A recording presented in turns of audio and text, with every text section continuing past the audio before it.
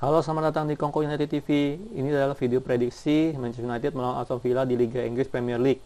Sebelum gue ngomongin prediksi ini, gue pengen ngomong itu tentang update Liga Inggris minggu 16 ya.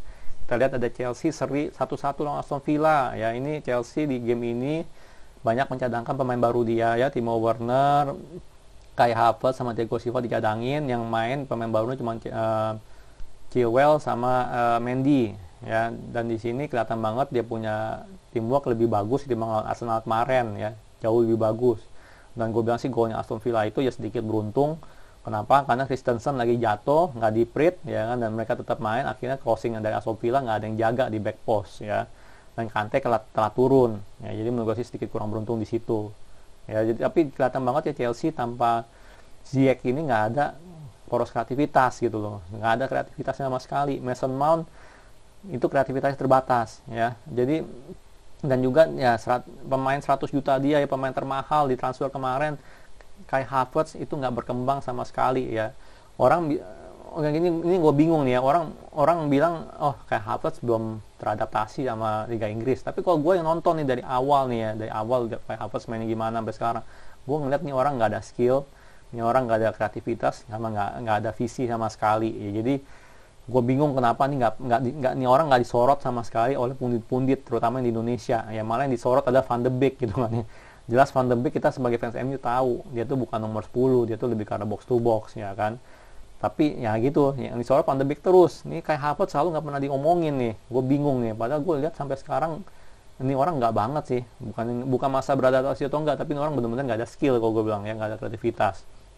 Dan Chelsea kalau nggak ada Ziyech jelas bakal shock terus lah, cuma ngandalin perbedaan kualitas pemain ya.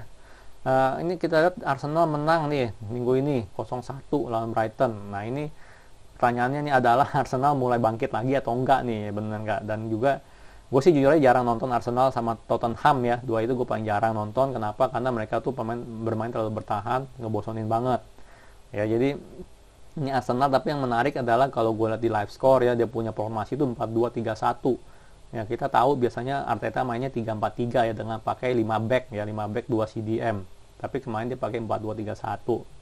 Nah gue nggak tahu apakah perubahan formasi itu membantu atau enggak ya buat Arsenal menang 0-1 ya. Mungkin yang nonton bisa komen lah ya di ini ya. Nah nextnya adalah Manchester United lawan Wolves 1-0. Ini gue udah ngomongin ya, dan bisa nonton di video sebelumnya. Nah ini Bang Ipul nih, seri 0-0 lawan Newcastle ya. Sebelumnya dia seri 1-1 lawan West Brom.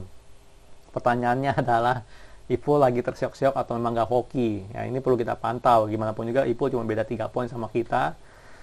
Mungkin nextnya kalau dia minggu ini gue mau nonton dia mainnya gimana sih ya. Gue pengen lihat apakah benar tersiok-siok atau dia gak hoki aja gitu loh, yang gak bisa menang ya.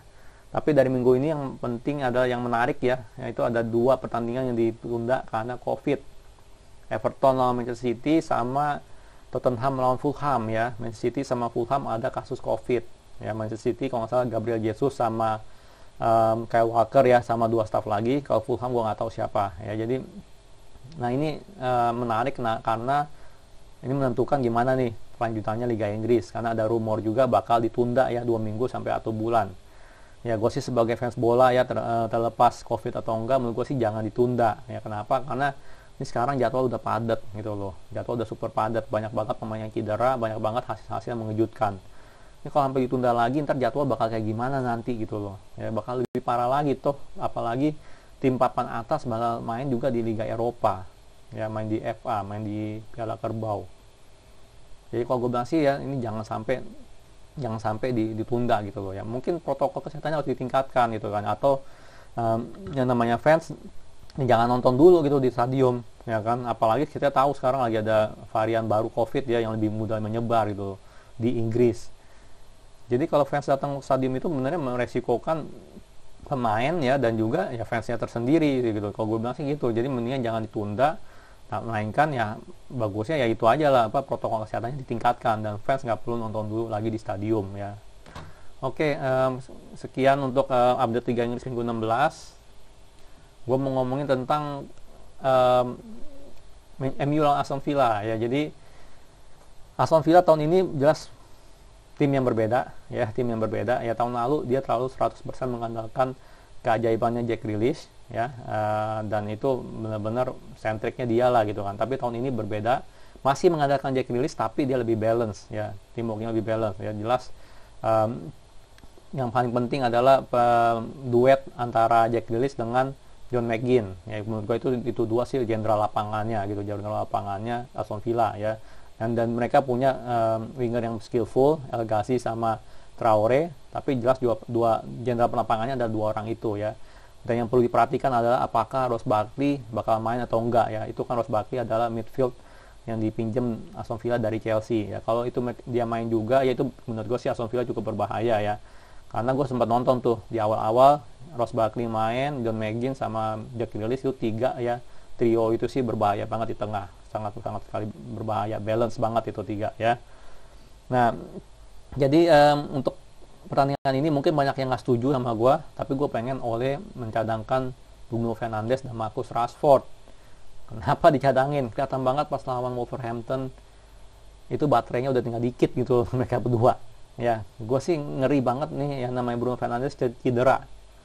Ya, kalau Bruno Fernandes cedera itu game over buat MU. Ya, game over 100% buat MU.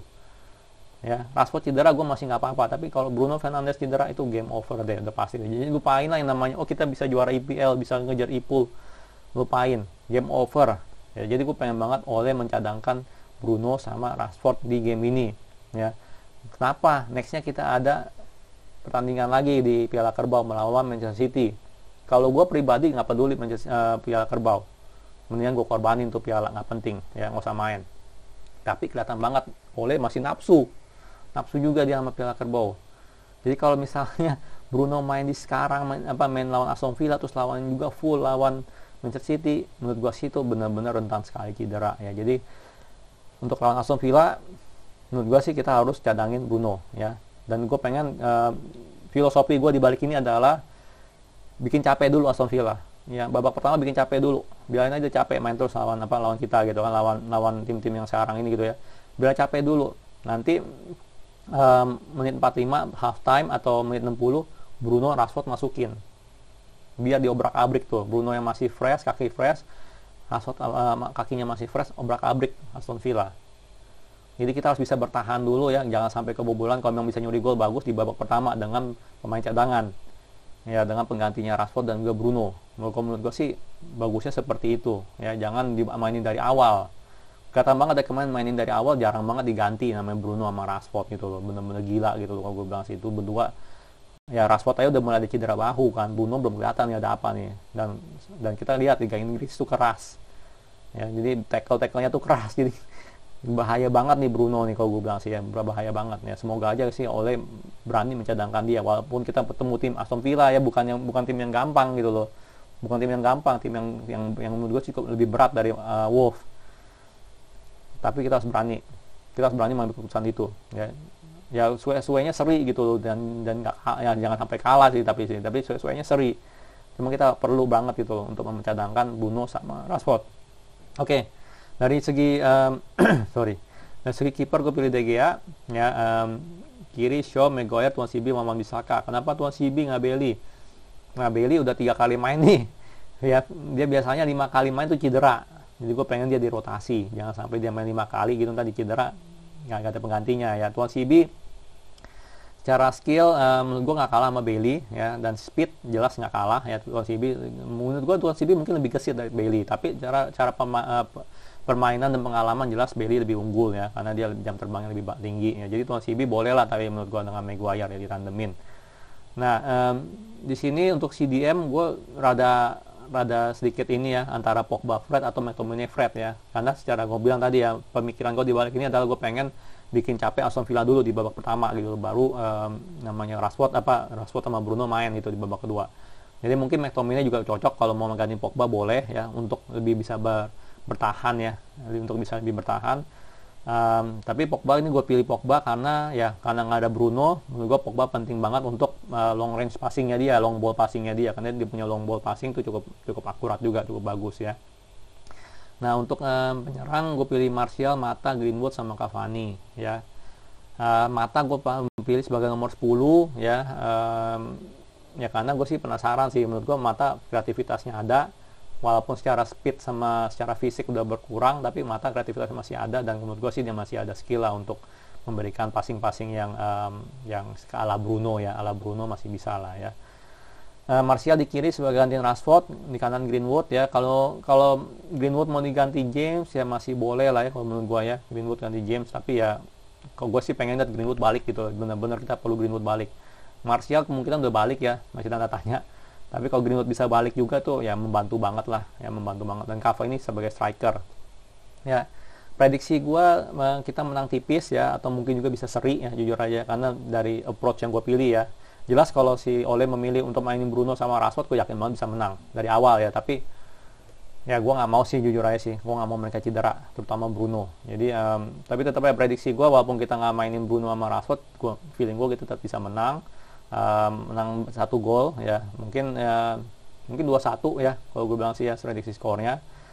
Dan semoga aja lah, gue sih berharap banget sih Ole berani istirahatin Bruno gitu, minimal babak kedua baru main, baru oke lah gitu, bikin kaget aja ya. Pas Aston Villa capek baru kita mainin tuh kartu as kita, benar nggak, Bruno sama Rashford. Menurut gue ini strategi yang cukup penting untuk dilakukan ya, karena yakin banget deh lawan City kita perlu gitu dari awal Bruno sama Rashford ya. Nggak bisa kalau lawan City kita mainin di babak kedua ya. Kalau Aston Villa menurut gue masih bisa gitu kita menang ya kan, masih bisa menang gitu tanpa Bruno sama Rashford main di awal. Tapi kalau lawan City nanti ini di Piala Kerbau, kita udah pasti harus ada Bruno sama Rashford ya. Jadi itu penting banget cadangin Bruno sama Rashford ya, biar nggak cedera, dan kemungkinan besar kita menang 2-1 ya, dengan skor 2-1. Oke, sekian video dari gue. Kalau suka jangan lupa like, subscribe, and thank you for watching.